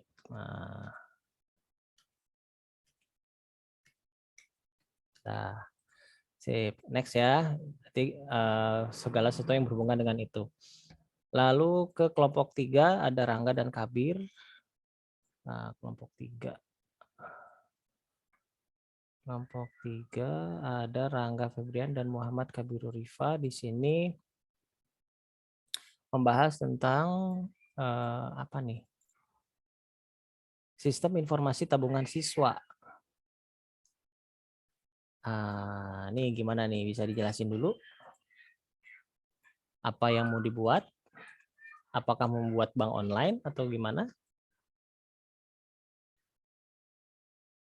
Halo? Untuk kelompok 3 ada? Rangga sama Kabir ada nggak?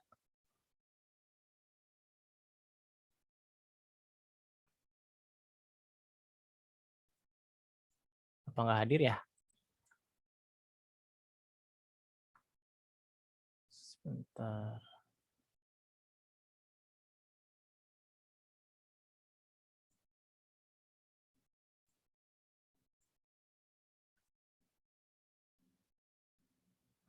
Rangga, oke. Oh, di chat nih. Bisa open mic nggak, Rangga?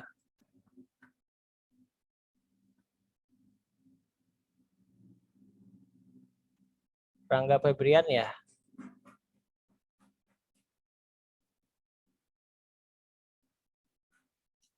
Nah, ini sebaiknya dispesifikasi ya.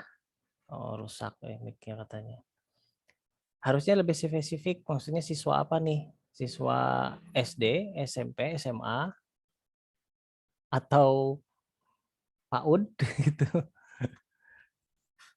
Di apa nih? SMP, oke lah, sistem informasi SMP. Nah, ya, berarti nanti semua yang berhubungan dengan tabungan ya. Jadi nanti bisa bentar. Ini nanti ngambil uangnya gimana?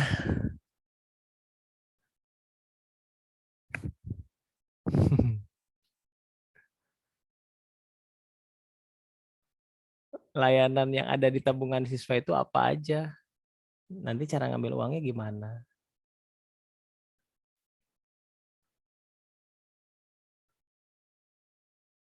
Ini SMP. Terus sistemnya menjelaskan tentang apa? Kalau ini yang Kabir ada nggak Kabir? Bisa online nggak? Selain Rangga kalau misalnya mic-nya. Soalnya agak susah juga kalau misalnya menjelaskannya sampai. Apakah ini informasi saldo saja? Masuk keluarnya kan ada proses penyetoran dan pengambilan ya. Gitu. Itu gimana?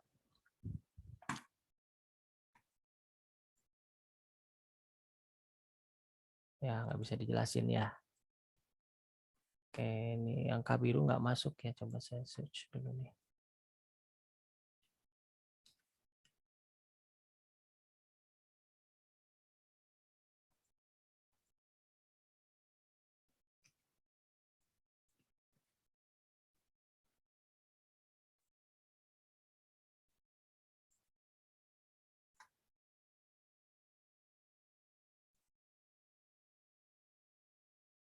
Oke, Muhammad Kabirul Rifa sebetulnya absen ya di grup, tapi di Zoom-nya nggak ada.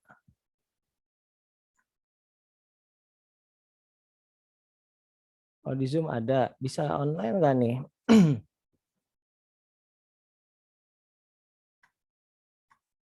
Halo, tidak ada respon. Oke, saya skip. Ini dua orang ini tidak ada respon berarti ya. Baru responnya hanya dari Rangga aja, tapi yang Rifa nggak ada respon. Jadi tolong diperhatikan ya. Nanti komunikasinya harus baik nih. Karena saya tidak bisa mengkonfirmasi prosesnya seperti apa. Ya, lanjutkan ke kelompok 14 ya. Di sini ada Tendi dan Cynthia. Di sini point of sale basis web. Nah, silahkan jelaskan ini maksudnya apa. Ya, jadi Mm-mm. jadi lebih ke penjualan sih Pak, untuk kayak dari report sales ke suppliernya Pak. Jadi nanti ada stock in, stock out, terus daily reportnya yang per hari terjual item berapa dan stok sama kualitinya Pak. Nah, ini barang yang dijual apa? Baju Pak. Pakaian. Iya, Pakaian atau pakaian. baju? Nanti nggak sama dengan yang e-commerce yang di bawah nih, toko baju. Point of sales. Pakaian, Pak. Pakaian. Point of sales berbasis web. Bedanya dengan e-commerce apa? Mungkin kalau e-commerce kan buat belanja gitu ya, tapi ini lebih ke buat salesnya gitu Pak. Sales ke report ke suppliernya.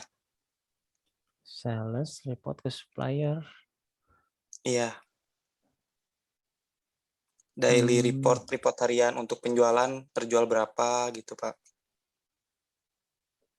Oke, point of sales dari sebuah perusahaan pakaian gitu ya. Iya. Berarti usernya hanya salesnya saja, sales dan manager begitu. Hanya sales sama supplier. Oh, kok ada supplier? Berarti ada dua ini ya, ada dua perusahaan atau masih dalam satu perusahaan yang sama?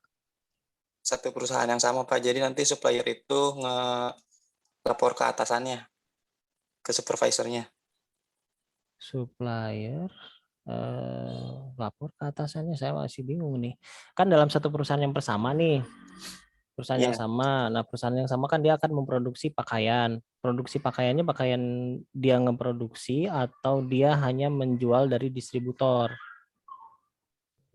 Jadi pakaian yang udah Hmm. jadi dari suppliernya gitu, Pak. Distributor mungkin ya. Heeh. Dari distributor diambil gitu kan, masuk ke dalam suatu perusahaan. Perusahaan itu dia langsung mencatat barang masuk ada berapa begitu. Iya gitu, Pak. Barang masuk ada berapa, lalu dijual oleh si salesnya. Salesnya menjual ada berapa begitu. Iya Iya begitu. begitu Pak. Berarti ada pencatatan barang masuk dan barang keluar begitu kan? Iya, ada betul. stoknya Nah, tepatnya. oke, ya udah. Berarti ini sebetulnya lebih ke inventory ya. Point of sales itu lebih ke inventory. Inventory pakaian dalam sebuah perusahaan. Ya, inventory pakaian ya. Lebih ke daily report Daily ya. report. Iya Pak. Daily report penjualan lah. Ya, Iya, oke, sip lah, bisa ya. Oke, Pak. bisa dipakai ya. Kayaknya nggak terlalu rumit juga itu, bisa digunakan.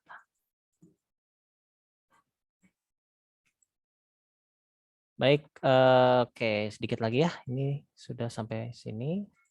Sekarang yang Salwa dan Yuliana kelompok 8 sistem informasi booking online. Nah, ini booking apa dulu? Coba dijelaskan. Antara Salwa dan Yuliana bisa online. Booking tiket kereta, Pak. Booking tiket kereta. Kereta. Ya, gimana? Booking tiket kereta, Pak. Oh, booking tiket kereta. Ya, di Iya. sini ada. Sebentar, kalau booking tiket kereta itu kan berarti ada ininya ya, apa? Destinasi ya. Oke, nggak apa-apa. Untuk tiket kereta boleh lah. Berarti kan lebih ke kendaraan ya, travel lah ya. Ini mirip dengan travel. Jadi kalau udah booking tiket kereta itu mirip dengan travel. Kelompok 8. Iya. Sini tiket kereta ya. Oke, bisa. Masalah. Ya, selanjutnya ke sistem pembayaran kasir otomatis. Nah, ini harus jelas gimana nih antara Sarah dan Merly. Silakan. Ini Pak, sistem pembayaran kasir otomatis yang ada di restoran. Jadi si pembelinya tuh datang ke restoran, jadi bayar sendiri. Terus abis mesen dia langsung bayar sendiri gitu Pak. Kayak sistem vending mesin lagi, tapi ini buat pembayaran kasirnya. Sistem pembayaran kasir otomatis. Lalu ininya gimana? Pembayarannya mau seperti apa? Apa menggunakan Pembayaran token atau menggunakan e-money atau gimana? bisa ini Pak, bisa lewat digital, bisa lewat bayar pakai uang langsung. Pakai uang langsung. Nah, berarti di sini nih software requirement-nya harus jelas nih dari sisi ininya apa? Kebutuhan non fungsionalnya ya. Kan nanti bakal nge-scan kayak nge-scan ininya apa? Nge-scan mungkin pakai barcode ya untuk pembayarannya atau gimana? Langsung dia bayar, dia mesen Pak di tempat itu, di tempat kasirnya langsung bayar juga di situ Pak. Jadi nggak, paling nanti kasih struknya Pak buat nomor pemesanannya. Nah, saya bingung nih. Ininya dia mesen langsung, udah itu bayar langsung, jadi kasirnya tidak melayani gitu atau gimana? Iya Pak, pakai sistem individu, jadi nggak ada sistem kasir yang ngejagainnya gitu Pak. Jadi si pembeli langsung melayani diri dia sendiri. Oh, jadi langsung bayar sendiri. Berarti di situ ada menunya langsung di situ. Tapi itu tidak bisa dilakukan secara ini kan, online kan? Berarti harus ada di tempatnya kan? Iya Pak, ini mah di Nah, tempatnya. Harus ada di tempatnya. Berarti kan nanti ada proses untuk ya menerima makanan ya kan di sini kasirnya tentang makanan ya, Iya, Pak, restoran. tentang resto. Oke. Ini beda ya dengan yang rumah makan Padang, beda ya. Kalau ini kan ada proses pengiriman kalau rumah makan Padang yang tadi ya. Kalau ini resto berarti orangnya datang di sana tapi otomatis. Oke, resto ya. Restorannya apa nih? Ininya apa? Kalau bisa sih spesifik ya. Kalau bisa spesifik. Kira-kira restoran tentang apa? Apakah seafood atau masakan Sunda atau apa gitu? Nanti kan karena berhubungan dengan ininya, dengan apa namanya? Berhubungan dengan database-nya gitu. Mie ayam bakso, Pak. Oh, restoran mie. Oke. Nah, berarti kalau mie ayam bakso ada reng-rengannya ya, nggak mungkin mie ayam ada aja kan ya. Iya, Pak. Mungkin ada minumannya seperti itu kan. Iya, Pak. Nah, ya ada istilahnya cemilannya begitu ya. Iya, Pak. Oke, ya bagus lah. Idenya bagus. Nah, silahkan dibuat. Nah, sekarang ke sistem administrasi basis web. Nah, ini juga nggak jelas nih. Coba yang kelompok 13, ada 3 orang ya. Kelompok 13. Ada siapa saja ini?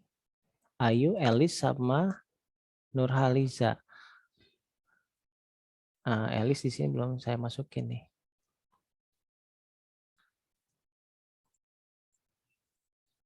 Oke, bisa online salah satu?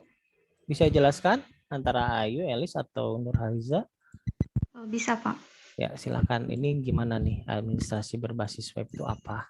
Jadi administrasi berbasis web itu kita ngambilnya di bagian administrasi di sekolah SMA. Terus lebih ke keuangannya, Pak. Oh, sistem informasi keuangan, pembayaran berarti ya? Bukan, tapi pengelola di sekolah itu, Pak. Pengelola, jadi gimana? Contohnya gimana? Kasih contoh kasusnya aja lah, contoh kasusnya. Kan di satu sekolah itu perlu misalnya meja, bangku, terus perlu lagi kelas gitu, Pak. Jadi Jadi si keuangan itu ditaruh di sana sih. Jadi si keuangannya itu di lingkup di kebutuhan sekolahnya itu, Pak. Oh, kenapa dibuat sistem? Karena kejadian itu kan tidak sering biasanya.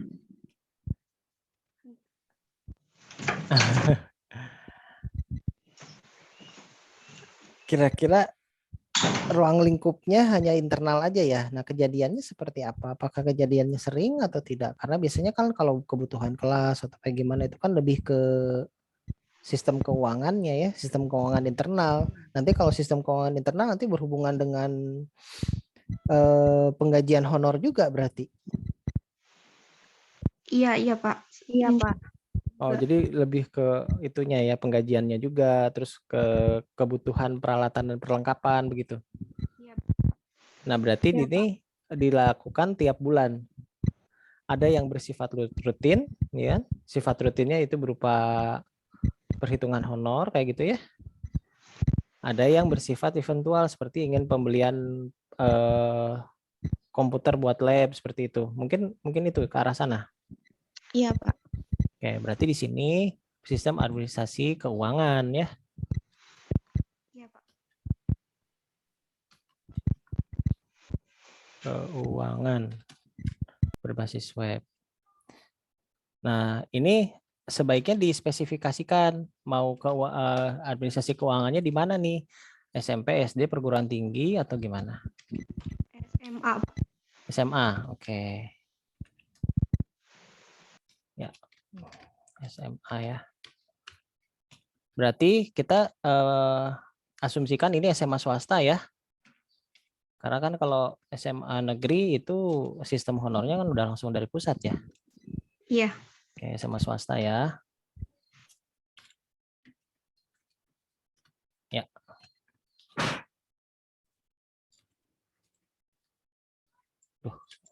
banget sih.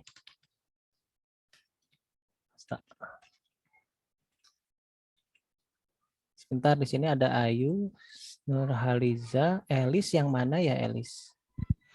Elis Nurmalasari bukan? Iya, Pak.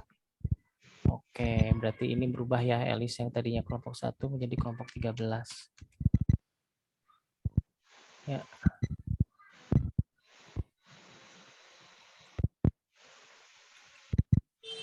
Ya, sekarang yang terakhir dari Bima dan Ahmad.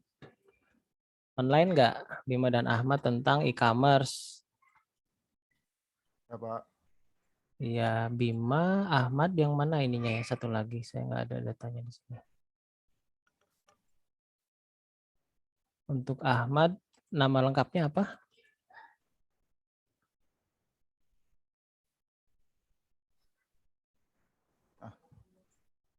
Anggota kelompoknya sebentar, saya buka aja di sini ya.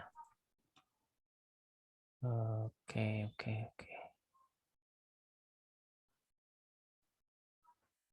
Ya, Bima. Lah, Bima kok nggak ngirim?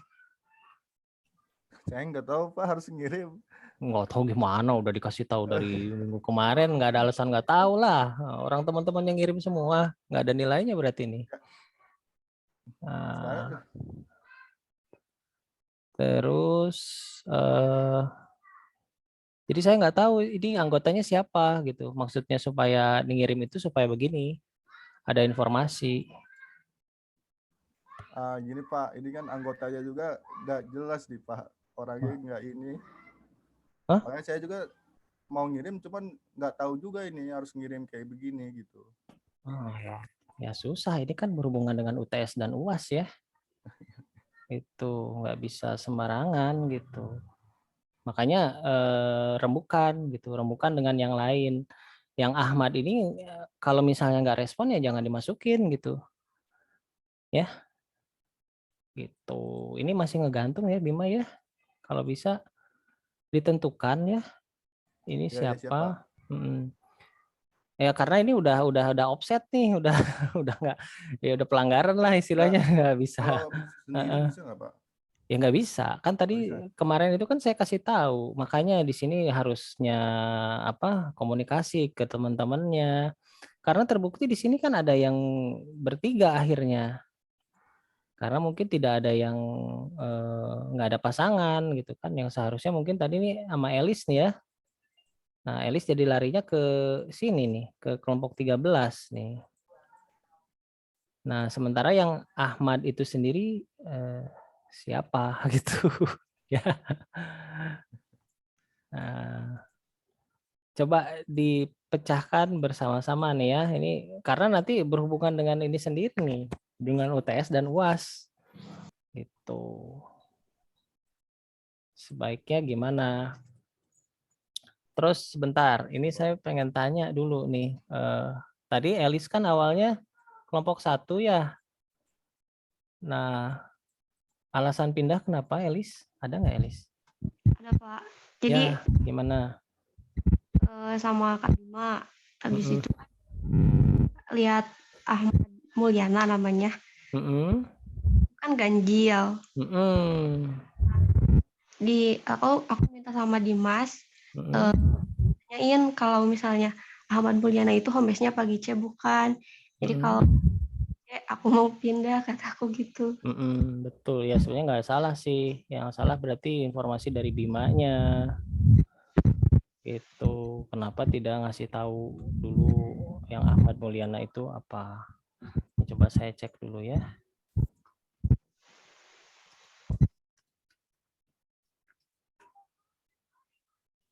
Iya, sebentar. Saya lihat kehadiran dari malam pagi C ya. Nah, Ahmad Mulyana ini sebetulnya hari ini hadir nggak? Oke, saya tanya Bima deh sekarang karena kan sudah menentukan Ahmad Mulyana sebagai anggota kelompoknya ya. Ini ya, ada kontak nggak dengan Ahmadnya? Kontak sih ada, cuman belum dibalas. di telepon atau bagaimana gitu kan harusnya ada Ya. kontak ya. Heeh. Itu kan nanti saya coba lah Pak. Nah, karena ini sudah menentukan dan ini berhubungan dengan tadi itu dengan Elis ya. Karena Elis tahu di sini sudah Bima sama Ahmad, nah berarti pindah kan nggak masalah gitu. Karena memang ketentuan dari awal kan seperti itu, harus berpasangan. Kalau misalnya dia tidak ada pasangannya bisa ke salah satu begitu dan bisa pindah juga begitu. Dan itu kan sesuai kesepakatan. Oke, Bima ini terpaksa ya untuk tugas yang sekarang nih minus ya. Karena memang tidak responsif kalau saya lihat gitu. Karena ini tugasnya sudah lama sebetulnya. Harusnya bisa bertanya ke temannya, diskusi karena fungsinya untuk bersama-sama ya di sini, tidak bisa kerja sendiri-sendiri gitu ya. Oke, itu saja Bima. Berarti e-commerce ya. E-commerce-nya tentang toko baju ya. Apa sudah fix? Ini toko baju. Toko baju ya. Toko baju itu ya toko baju berarti ya berhubungan dengan pakaian ya, semua barang jadi. Nah, ini toko baju berarti dia e-commerce-nya B2B ya, B2C ya. Maksudnya dia punya toko terus dia ngejual mungkin kayak seperti apa ya namanya ya. Ya toko-toko pakaian lah ya. Ya Pak. Ya seperti itu boleh. Bolehlah. Nah, tapi saya titip lah ini untuk Ahmad Mulyananya coba dikontak ya. Dan oke ini untuk yang lain juga ya. Untuk yang lain juga nih. Karena ini tugas kelompok ya. Jadi silahkan kalau misalnya ada pasangannya tidak bekerja atau kontribusinya kurang, silahkan laporan ke saya akan kasih catatan ya. Jadi jangan sampai kalian kerja sendiri dan nilainya malah dibagi dua. Itu tergantung apa fungsinya sebetulnya untuk kerjasama karena saya bikin kelompok ini lebih untuk kerjasama. Juga termasuk kerjasama antar satu kelas supaya menentukan judul tidak sama ya. Nah, tujuannya seperti itu. Baik, sudah ya. Berarti untuk ini untuk penentuan kelompok dan judul sudah ada. Ini saya tambahkan lagi Ahmad Mulyana berarti ya. Coba dikontak. Ya, silahkan. Maaf Pak, yang barusan Pak, yang Rangga, barusan teh saya pinjam dulu HP ini.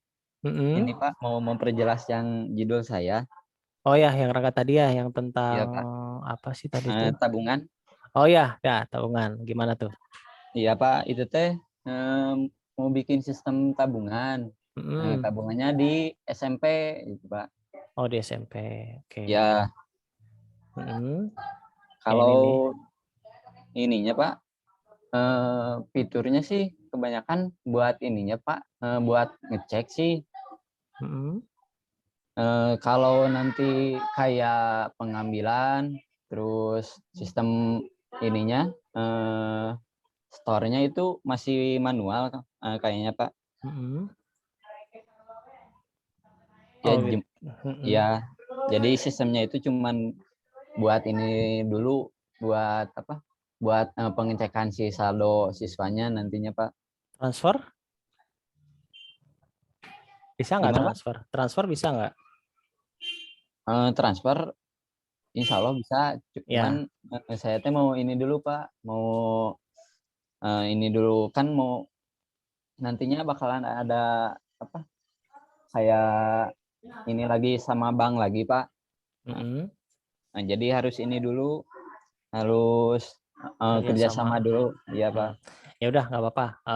Jadi gini, jadi apa kok sampai sini? Ini kan tentang tabungan ya. Nah tabungan bolehlah. Paling nggak kan tabungan itu ada saldo, ada proses transfer, ada mutasi ya. Paling tidak ada 3 gitu. Jadi kita bisa ngambil kayak contoh-contoh mobile banking ya. Oh iya Pak. Nah kita bisa ambil mobile banking, boleh silakan nggak apa-apa kan kayak yang kita bikin adalah sistem requirement. Nah ini aplikasinya berbasis mobile berarti kan? Iya Pak. Nah oke nggak apa-apa. Jadi jangan berbasis web. Kalau berbasis web kan ya gimana ya? Kayaknya kurang pas lah kalau untuk SMP. SMP biasanya lebih praktisnya berbasis mobile. Oh baik Pak. Ya kita buat berbasis mobile aja. Ya. Toh ini juga baru hanya sampai ini saja ya, apa maksudnya sistem requirement ya, terus use case dan UML-nya ya, tidak sampai membuat Pak. programnya gitu. Jadi silakan nanti membuat analisis kebutuhan software-nya seperti apa. Oke, saya tulis di sini berarti tentang TISA SMP ya, SMP. Iya, Ini Pak. berbasis mobile-nya, berbasis mobile, lalu ini tuh seperti e-banking ya. Iya. Nah, oke. Ya, Ya, maaf oke, Pak, sip. sebelumnya ya Pak. Kenapa? Ya nggak Ya, apa-apa sih, yang penting ada tadi. penjelasan aja. Iya, Pak. Karena untuk penjelasan kalau jelas gini kan enak ya, mengerjakannya nanti seperti apa, sudah Iya. terarah kan ya. Oke, sip. Ya, terima kasih. Ya, Pak, makasih Pak. Ya, sama-sama. Oke, sekarang baik, oke. Ya, dari paparan mengenai tugas dan tadi sudah jelas ya, kelompoknya, topiknya juga sudah jelas. Ada yang mau ditanyakan nggak kira-kira?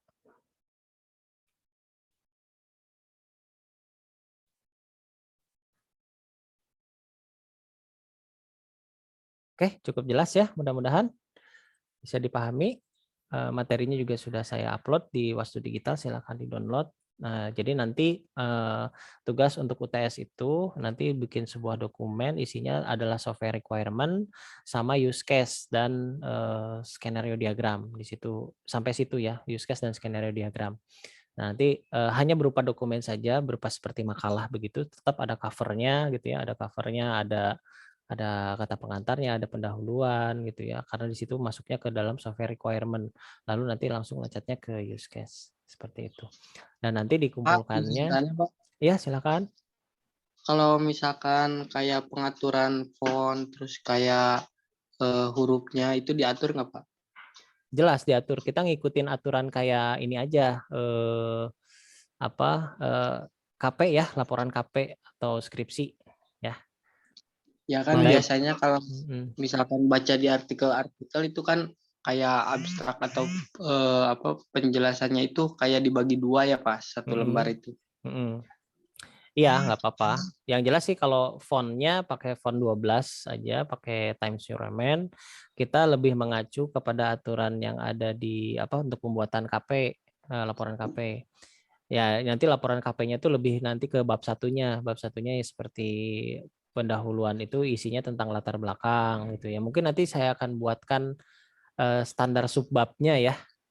Nah, itu Pak, standar subbabnya, saya akan buatkan standar subbabnya apa saja, biar nanti tinggal isi yang lebih mudah untuk pembahasannya seperti itu ya.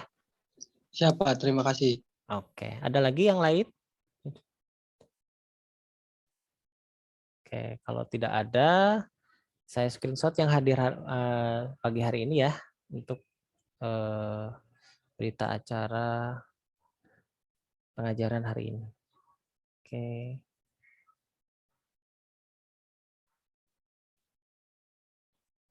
Iya. Baik, kita screenshot dulu ya. 1, 2, 3. Oke, sip. Bentar ya.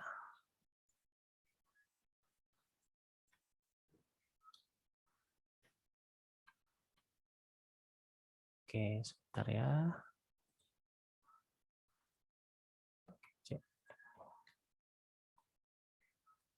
Sip. Nah, sekarang ke halaman 2-nya. 1, 2, 3.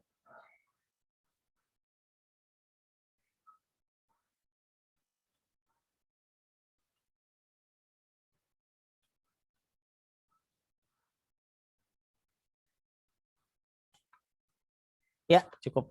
Baik. Oke, saya rasa cukup ya pertemuan pagi hari ini. Lumayan nih, agak full juga kita dari jam 8 sampai jam 10 ya. Sampai ketemu lagi minggu depan.